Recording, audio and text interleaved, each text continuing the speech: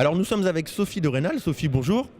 Alors vous êtes directrice marketing de Nutri Marketing, un cabinet de veille en innovation alimentaire.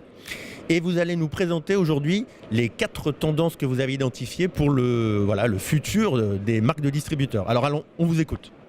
Alors effectivement, il y a 4 tendances que je vais décliner ici.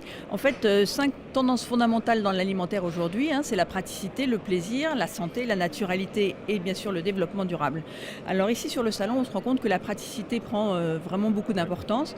C'est vrai que le consommateur a une forte attente de produits vraiment faciles à utiliser. Alors déjà à acheter, il faut pouvoir les trouver facilement et puis à les utiliser, à les réutiliser. On voit ici par exemple un produit avec un bouchon et donc facilement je peux en prendre une partie et puis reboucher, remettre dans mon frigo. Il faut que ce soit facile à consommer aussi, éventuellement des produits nomades et puis à recycler derrière. Donc on voit là que c'est un packaging vraiment idéal pour ça. Oui, le packaging c'est important, on l'a vu aussi sur le Pack Store. Tout à fait. Alors après ça, dans la tendance plaisir, une des sous-tendances qu'on voit en ce moment, c'est vraiment une tendance au métissage. Donc on va mixer des goûts, on va s'inspirer d'autres marchés pour venir développer des nouveaux produits. Là par exemple, on a un produit au Morito.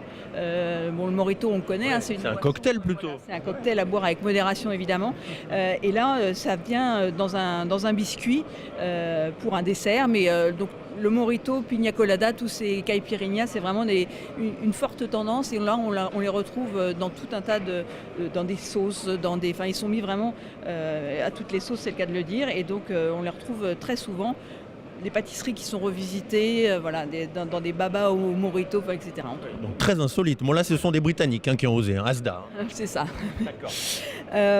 Ensuite, dans la tendance naturalité, on va avoir une forte tendance aux superfoods.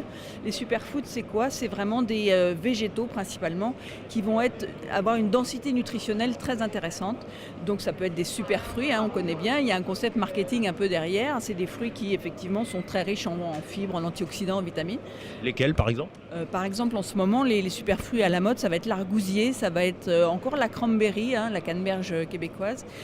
Et après ça, dans les légumes, beaucoup de choses avec la betterave et le chou calé.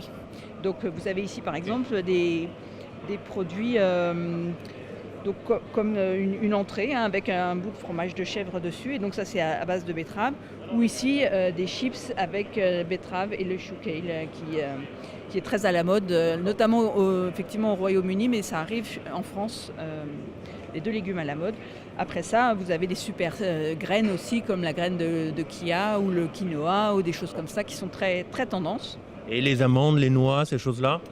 Alors également, mais en ce moment, plus connu, c'est vrai qu'il y a un côté un peu dans cette tendance superfood, soit d'être très exotique, comme la goji berry des hauts plateaux du Tibet ou comme l'açaï de la forêt amazonienne, soit au contraire très dans la terre, très agricole, donc la betterave par exemple, mais ça peut être en ce moment beaucoup les légumineuses, donc les lentilles, le pois cassé, les pois chiches et tout ça qui sont aussi très, très à la mode. D'autant qu'elle participe à une autre tendance dans la santé qui se développe beaucoup, c'est la tendance à avoir des protéines, à rechercher des protéines. Alors c'est un peu paradoxal parce que dans nos pays riches, on consomme plutôt trop de protéines, en tout cas trop de protéines animales par rapport aux végétales. Donc, mais quand même, les consommateurs attendent des protéines, notamment pour soit de la minceur, soit des produits pour sportifs, soit même pour la nutrition des seniors. Et c'est vrai que les protéines végétales sont très à la mode en ce moment et tout ce qui est légumineuse, effectivement, prend vraiment beaucoup d'ampleur. Et là, on voit par exemple un produit à base de haricots et donc des snacks riches en protéines, éventuellement avec à base vraiment de végétaux, des haricots, des pois cassés, des lentilles, etc. J'imagine que tous ces produits, évidemment, s'adressent pas mal au marché des végétariens, mais pas seulement. Alors ça, effectivement, dans ce marché des protéines végétales et des superfoods, c'est beaucoup les végétariens, les végétaliens. Mais la tendance du moment, ce sont les flexitariens. Alors, les flexitariens... Alors, qu'est-ce que c'est ? Nouveauté ? la nouveauté. Le flexitarien, c'est en fait quelqu'un qui va réduire sa consommation de produits animaux, de viande notamment. Donc beaucoup de substituts de viande qui arrivent sur le marché avec toujours des produits végétaux. Et donc je ne vais pas complètement éliminer la viande de mon alimentation, mais quand même je vais vraiment réduire et passer justement à des alternatives végétales. Donc en gardant le niveau de protéines dont j'ai besoin. Voilà, et donc ces gens-là vont effectivement rechercher des protéines végétales.